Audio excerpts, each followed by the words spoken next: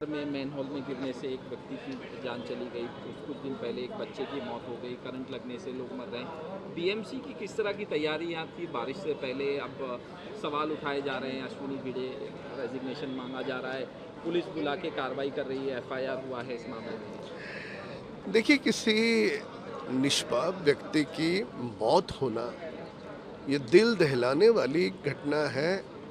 और जो इस्तीफे की मांग कर रहे हैं वे अपने संवेदनाएं व्यक्त कर रहे हैं। पर अश्विनी भिड़े जी एक ऐसी मुंबई में कमिश्नर हैं कि जो बहुत ही सक्षम, पारदर्शी और अच्छा काम करने वाला व्यक्तित्व, यह उनकी पहचान है। और इस विषय को लेकर कमिश्नर का इस्तीफा का मांगना व्यक्तिगत तौर पे मैं मानता हूँ ये सरासर ठीक नहीं होगा। क्यों ढक्कन खुला था, चोरी हुआ था, टूटा था, तो फिर वहाँ के अफसरों ने क्यों नहीं लगाया?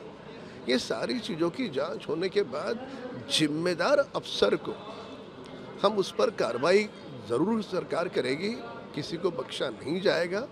और आने वाले भविष्य में इस प्रकार की घटनाएं न हो, ये हमारा सबसे पहले दायित्व होगा। होता क्या है कि मैनहोल के जो ढक्कन हैं ये भंगार में बिकते हैं, तो कई सारे गर्दुल्ले उसको निकाल करके भंगार में बेचते हैं। तो नए सिरे से सोचना होगा कि अगर वहाँ का निकल जाता तो बारिश में उसके लिए वो नहीं निकले, कोई बेचे नहीं, उसके लिए कुछ तो प्रावधान मुंबई महानगर पालिका समेत पूरे महाराष्ट्र में सभी जगह करने की आवश्यकता है। और सरकार ने इस दुख भरी घटना के बाद बड़ी गंभीरता से इस विषय को लिया है और महाराष्ट्र में सभी जो भी महानगर पालिका है, नगर पालिका है, सबको सतर्क रहने का निर्देश दिया है। उद्धव ठाकरे आज प्रेस कॉन्फ्रेंस कर रहे हैं। राम मंदिर जो घोटाला डोनेशन को लेकर उसको लेकर सवाल उठा रहे हैं और कुछ 2 दिन के बाद पूजा भी कर रहे हैं राम मंदिर। सब कुछ उजड़ जाने के बाद उनको भगवान राम की याद आई। जब सब छूट जाता है तो हर व्यक्ति को भगवान याद आता है। अब उनको राम और हनुमान जी की याद आ रही है। यही याद अगर पहले आई होती, मंदिरों को ताले लगाकर शराब खाने खोलने वाले ये उद्धव ठाकरे जी हैं। तो इसके लिए अब देर हो गई। इनका पूरा जो मतदाता है वो भी इनसे छूट चुका है। जो बच्चे कुछ विधायक पार्षद है वो छोड़ के न जाए करके उनको दिखाने की नौटंकी है कि उद्धव ठाकरे जी ने अभी हिंदुत्व नहीं छोड़ा।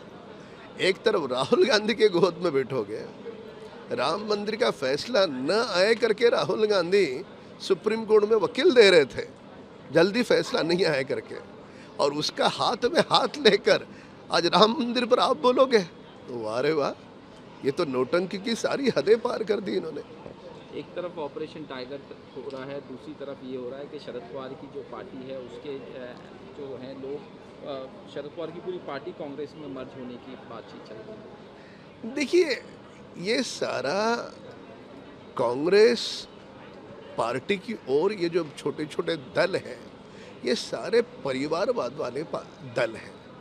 ये सत्ता काल में जो लूटा हुआ जनता का धन है, ये लूटा हुआ धन बचाने के लिए राजनीति में है।